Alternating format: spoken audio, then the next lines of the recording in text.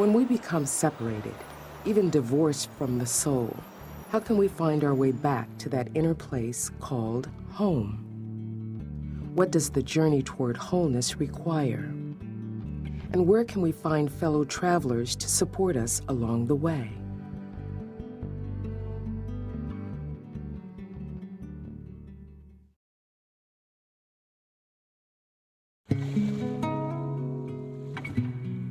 On our journey toward wholeness, we experience a paradox. We need solitude to hear and honor the inner teacher, and yet we need community as well. We need the comfort and the challenge of other people who can help us discern our inner truth and support us in the demands of embracing it. We need wise and dependable support if we are to take an honest and sustained journey toward an undivided life.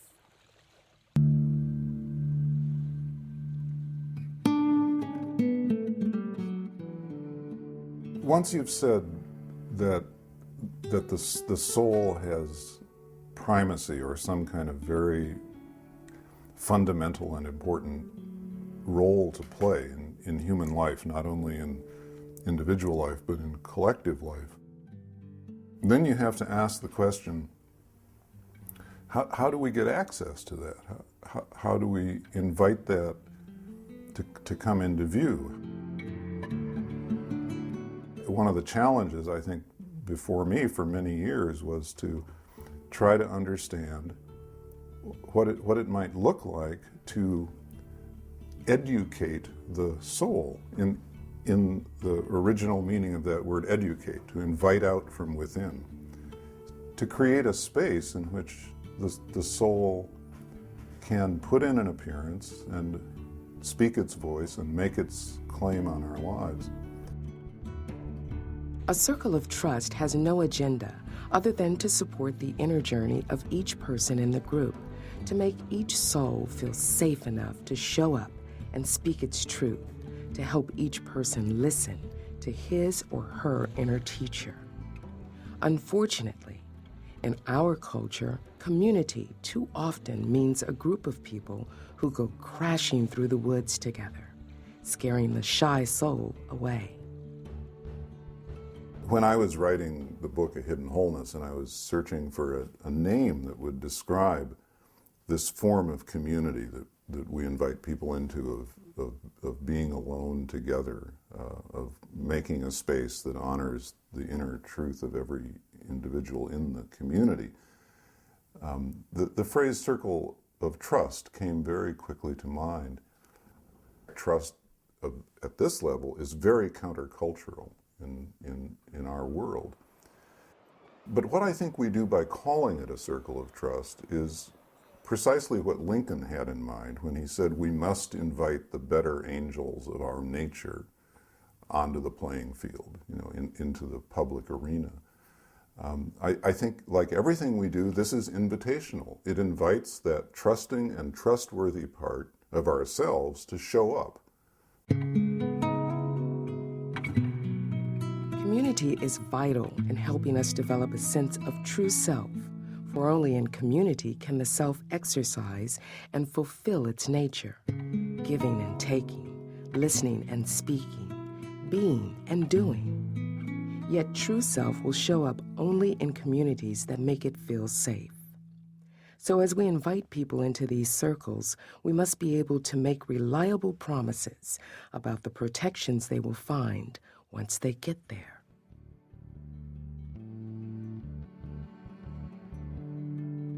One of the promissory notes is we will establish the conditions here that will be hospitable to your soul, that will be welcoming to your soul, that your soul will find trustworthy. And we've operationalized that notion with all kinds of carefully thought out ground rules and all kinds of carefully thought out practices, so that what happens almost all the time is that this invitation to be a circle of trust becomes, in fact, a real circle of trust.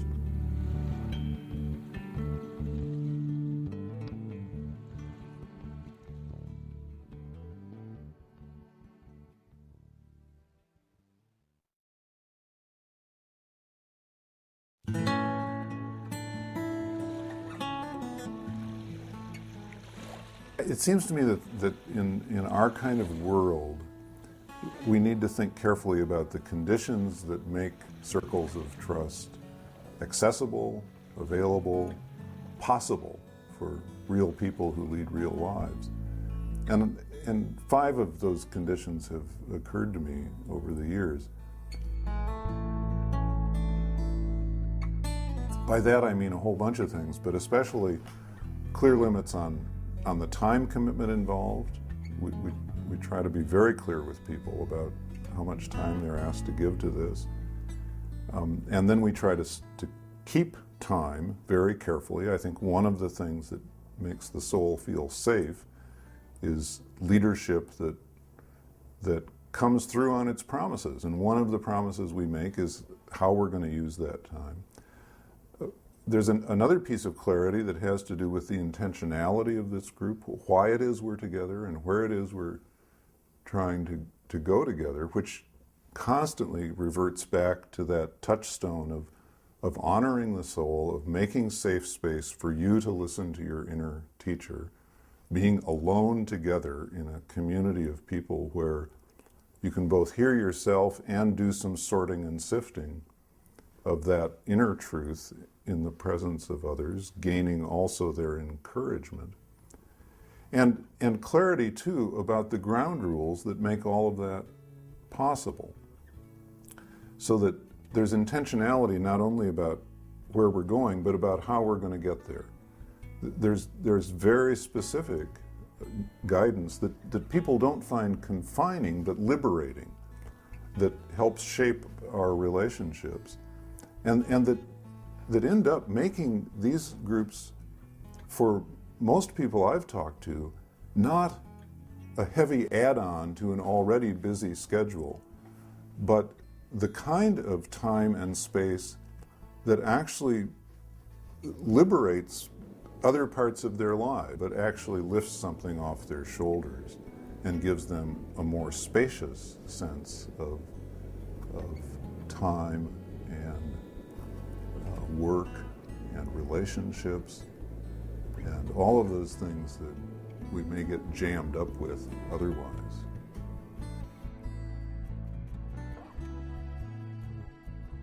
This is a little tricky one to talk about because a circle of trust can consist of 2 or 3 people who know how to hold safe space for the soul, and I'm not suggesting that they need a facilitator, but they do need a lot of sensibility and a high degree of awareness and a disciplined practice about how to keep that space safe for each other. But as a circle grows larger, and typically our circles might have 25 people in them, a skilled leader is very important because everything that we're doing is countercultural. This basic norm we have, no fixing, no saving, no advising, no setting straight, that goes right upstream against everything in our culture. And a facilitator needs to hold a space in which that norm is lifted up and insisted upon.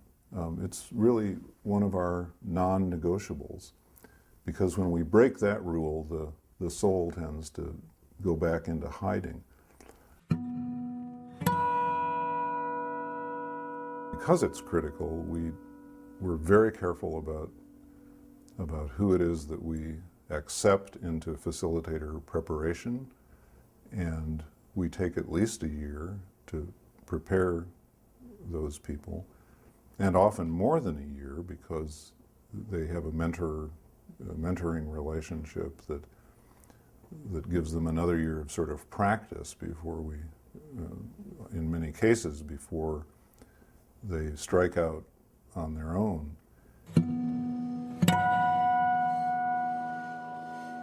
I think if a community is going to hold its own against the current of the mainstream culture, leadership is a very important component.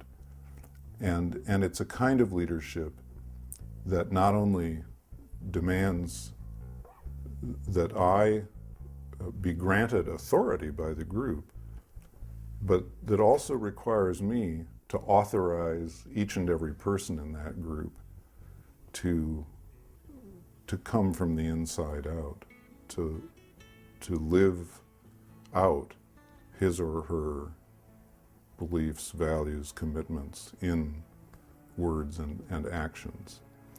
So it's a mutual gift of rejoining soul and role, of bringing who you are to what you do.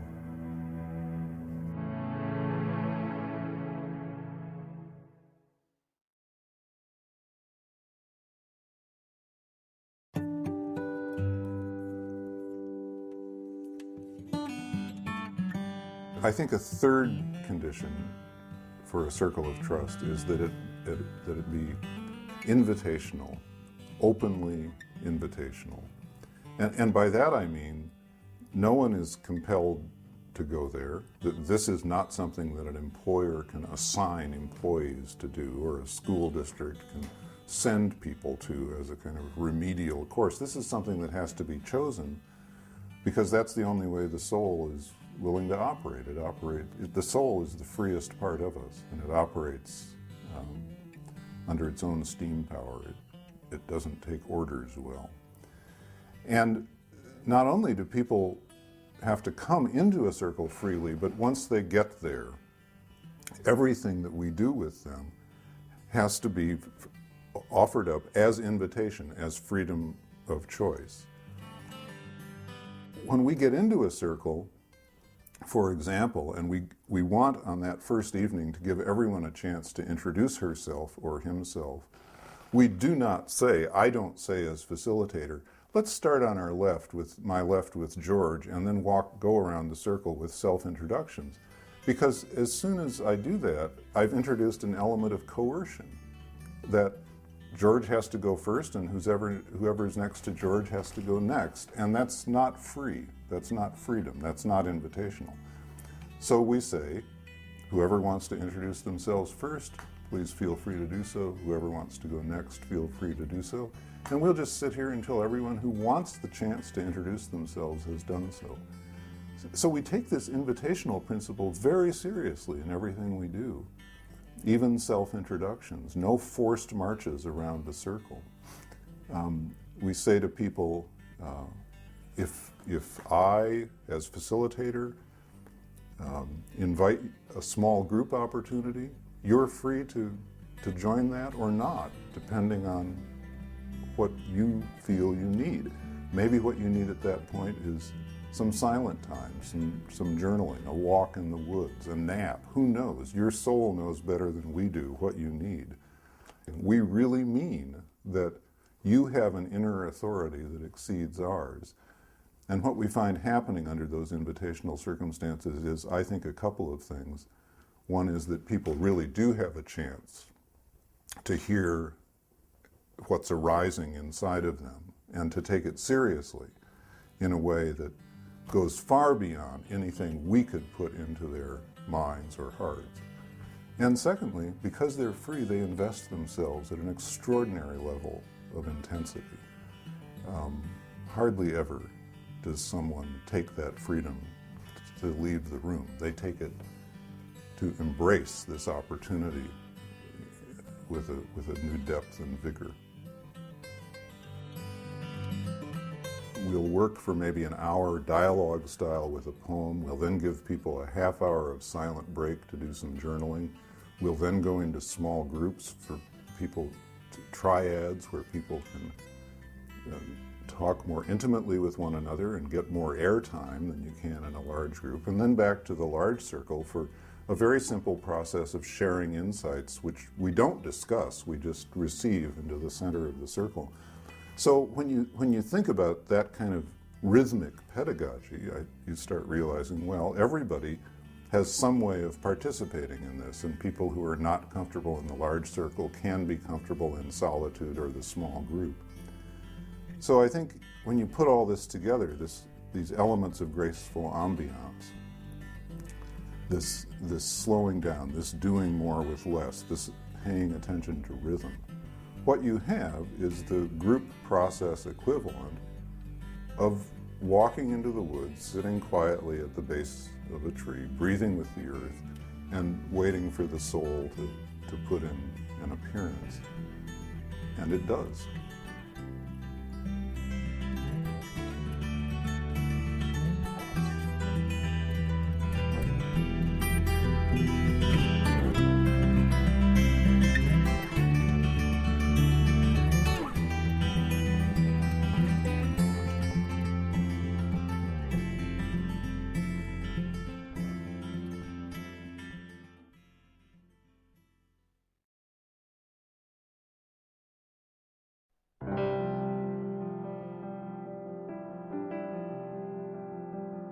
So the question becomes how, in an officially secular and highly pluralistic society, do you give people common ground, a sort of level playing field, as it were, to explore inner life issues without seeming to come at them from the standpoint of a particular tradition, let alone a creed or belief system?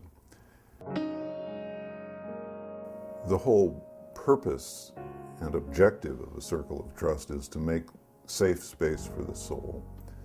And one of the ways we do that is by using what we've come to call third things as the focus of attention at certain moments in a circle of trust. And by third thing, what I mean is that we now have a presence in the room which is other than the facilitator or one of the participants. It could be a poem. It could be a teaching story from one of the wisdom traditions. It could be a case study from the profession that we're working with. It might be a piece of music or a piece of art. But the point is to invite the group to interact with this third thing as they would with a living being, to get in dialogue with it. To get inside it and to let it get inside of them, and to let it evoke from them whatever it is that the soul wants to say. These third things have the wonderful quality that was named by Emily Dickinson in one of her poems when she admonished us to tell the truth and tell it slant.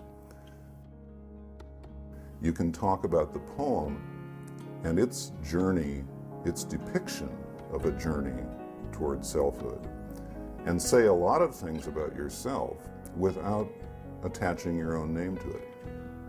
And that happens until people start to realize this really is a circle of trust, this really is a safe place, and now I can attach my name to some of what I'm saying, mediated by the gracious, hospitable power of these third things, which become for us like another person in the room, a welcoming, inviting, evocative person with whom we're in dialogue and with whom we're learning. When we work with third things and we invite people in the group to respond to the poem, the story, the case study, the piece of music, whatever it may be, we don't do the typical academic thing of sort of debating about it, about what it really means. The invitation is rather for each person to speak from his or her center to the center of the circle, and to let those affirmations, those questions, those vexations, whatever, the blessings, whatever they may be, sort of lie there in juxtaposition with one another at first. But eventually what happens is that these comments start weaving themselves together in what I've come to call a tapestry of truth, which is a very complex thing that emerges over the life of a group. And you can see people kind of studying that tapestry and saying, oh, that thread that I put in yesterday is now one that I can withdraw because a thread that someone else put in has clarified that issue for me. And people are learning powerfully in a way that's, again, very countercultural. They're not learning through other people's attempts to persuade them to think differently or to argue them into some other position. They're learning in community because this tapestry keeps getting woven and rewoven, but they're learning from within. The sense of community is palpable, and the sense of people being in touch with their own inner truth is palpable as well.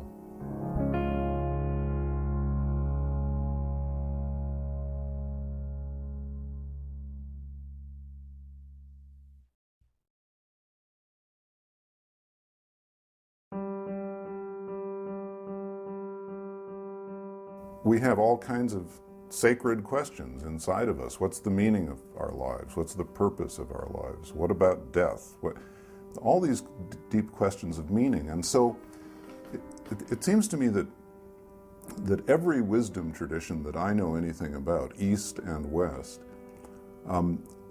is in the first instance a way of knowing that invites us into understanding the unity of all things and learning about how to integrate ourselves more deeply into the unity that we are and the unity that's all around us, the oneness.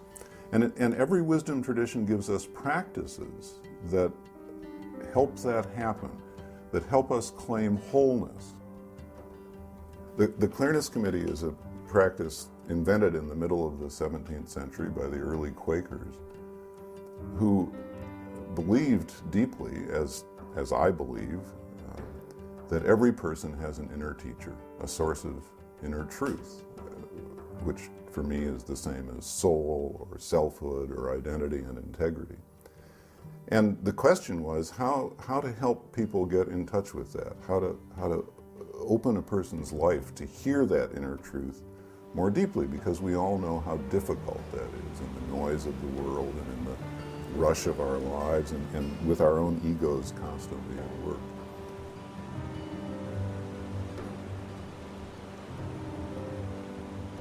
A small group of people, 5 or 6 people, gather for 2 hours with a person who's got a question that he or she is wrestling with, an issue, a problem, a decision they're trying to make, a discernment they're trying to make. And for 2 full hours, those 5 or 6 caring, competent adults operate with a very simple rule. They cannot speak to that so-called focus person, the person with the issue, in any other way except to ask an honest, open question. It sounds simple, but if you imagine not only the length of time involved, 2 hours, but what's involved in asking honest, open questions, which turns out to be very challenging and very demanding. Have you thought about seeing a therapist is not an honest, open question? It represents the kind of question we like to ask, which is sort of, has built-in advice. We ask a question as if we had a question, when in fact we're trying to advise someone. And the purpose of this process is to lay all of our advice aside, all of our wisdom, all of our guidance, all of our thoughts about what this person ought to do, and to create a space that's to be occupied by that person and that person alone, to listen as closely as possible to his or her inner teacher, aided by questions that strip away whatever obstacles may lie between my ears and my truth. I feel a huge sense of responsibility about this. I always have and I always will. I feel fierce about it because I'm the person who has said to several people, in this case including myself, we're going to create a space here in which your soul will be safe. I've offered that as a promissory note. And I take that very seriously. I've been around the human potential movement too long, and I've seen too many people wounded. Even though safety was promised, they were invaded, exploited, manipulated. I do not want that to happen on my watch. Period. Amen. And so I want to put this in such a way that you get a little scared about your responsibility. because you should be. Not so scared you're paralyzed and not able to do it, but aware that we are suspending the normal rules of social discourse in a very profound way and inviting you into a parallel universe, an alternate reality.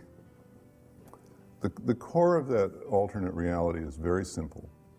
It is the conviction that this person has an inner teacher, has wisdom and truth within herself or himself, does not need, at this moment in time, our wisdom, our inner teacher, our guidance.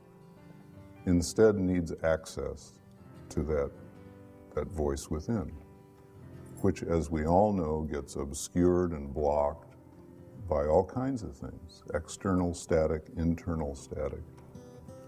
But we can, in 2 hours this morning, create a quiet space with those honest, open questions that help people remove whatever it is that stands between their awareness and their inner teacher. The Clearness Committee is, in a lot of ways, a microcosm of the whole circle of trust process. And when we ask people, as we've been doing for more than a decade now, of all the things we did in a circle of trust, the working with poetry, the silence, the journaling, the small groups, what would you say is the pearl of great price? So many people say it was the Clearness Committee that brought this all home and that really was transformative.